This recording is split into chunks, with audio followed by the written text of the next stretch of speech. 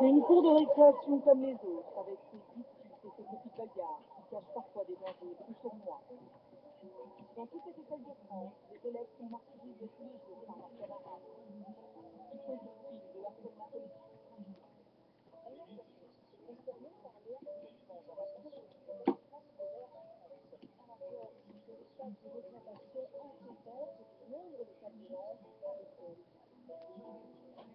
Petite Émilie, 10 ans et demi, est l'unique fille d'une famille reconstruite, une mère pour qui elle est toute sa vie, et un beau-père qui l'aime comme si elle était de lui.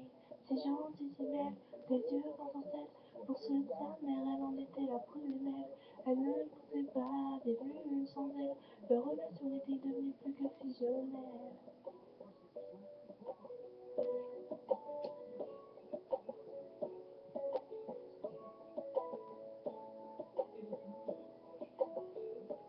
Petite Émilie habite son passé, rien n'a changé sauf qu'elle a déménagé.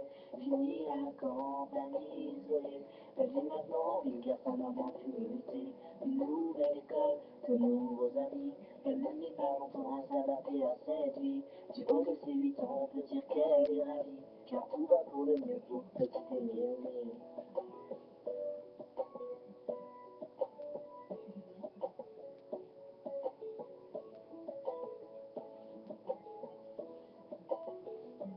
Petite Émilie, à 10 ans, était devenue une petite fille comblée. On peut dire que l'école lui plaisait.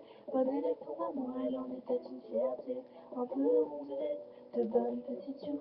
Elle essuie les critiques de quelques jaloux. Devant les profs, il l'appelait tout. Mais ce ne sont que des enfants après tout. Depuis quelque temps, une nouvelle forme de violence se développe sur les réseaux sociaux. Cette forme, elle peut prendre la forme de châtiment formel, mais elle peut aussi prendre la forme plus insidieuse, qui est tout ce qui est la violence psychologique. Petite Émilie, à 12 ans maintenant, adolescente enfermée au modèle de maman. Fini le joli visage souriant, c'est une petite fille maussade qu'elle est devenue à présent. Faut dire qu'au collège, tout avait changé. Trop d'élèves ne faisaient que de se moquer. Partout elle se sentait rejetée, tantôt frappée, tantôt injuriée. Elle se demandait comment faire face. Elle était devenue le sanctuaire de la classe. Sur les réseaux sociaux, elle avait la rigolade. Des photos de tout le monde en son nom qui dépasse. Ne sachant pas comment faire, ni comment réagir à cet enfer. Parents et ne voulant pas attendre sa mère. Petite Émilie décida de se taire. Mais un soir de décembre, petite Émilie rentra chez elle dénudée. Ses camarades, tous ensemble, l'avaient entamée dans le vestiaire pour la doucher.